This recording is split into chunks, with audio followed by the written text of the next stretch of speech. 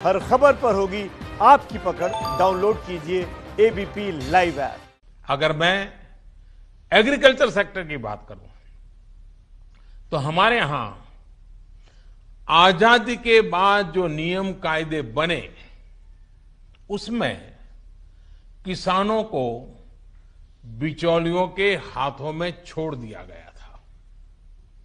किसान कहां फसल बेच सकता है, कहां नहीं बेच सकता है, इस तक के नियम बहुत सख्त थे।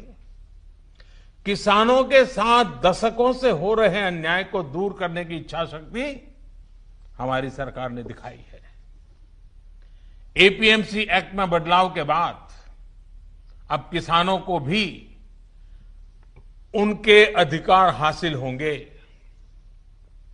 किसान अब जिसे चाहे, जहां चाहे और जब चाहे अपनी फसल अपनी शर्तों पर, किसान की शर्तों पर वो फसल बेच सकते हैं।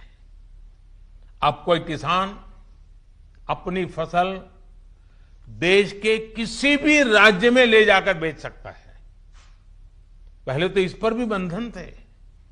साथ ही वेयरहाउसेस में रखे अनाज या एग्रीकल्चर प्रोडक्ट्स अब इलेक्ट्रॉनिक ट्रेडिंग के जरिए भी बेचे जा सकते हैं। आप कल्पना कर सकते हैं इससे एग्री बिजनेसेस के लिए कितने नए रास्ते खुलने जा रहे हैं।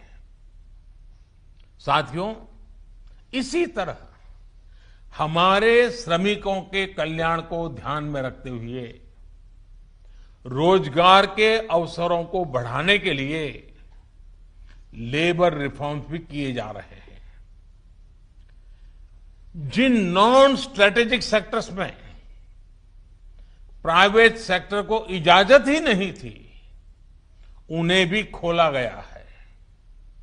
आपका ध्यान इस पर भी गया होगा कि सबका साथ, सबका विकास, सबका विश्वास के रास्ते पर चलते हुए हम वो फैसले भी ले रहे हैं जिसकी मांग बरसों से हो रही थी।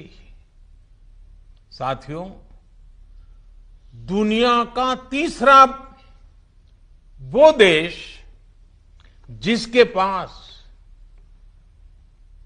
बहुत बड़ी मात्रा में कोयले का भंडार हो, कोल रिजर्व हो, जिसके पास आप जैसे साहसी और उद्यमी व्यापार जगत के लीडर्स हो, लेकिन फिर भी उस देश में बाहर से कोयला आए, कोल इंपोर्ट हो, तो उसका कारण क्या है?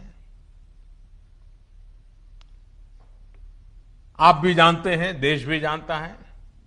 कभी सरकार रुकावट बनी रही, कभी नीतियां रुकावट बनी रही, लेकिन अब कोल सेक्टर को इन बंधनों से मुक्त करने का काम शुरू कर दिया गया है। अब कोल सेक्टर में कॉमर्शियल माइनिंग को परमिट कर दिया गया है।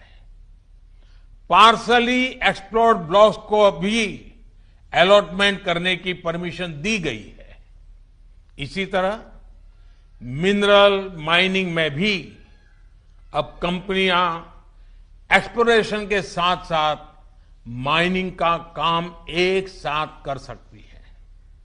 इन फैसलों के कितने दूरगामी परिणाम होने वाले हैं, ये इस सेक्टर से परिचित लोग अच्छी तरह जानते हैं।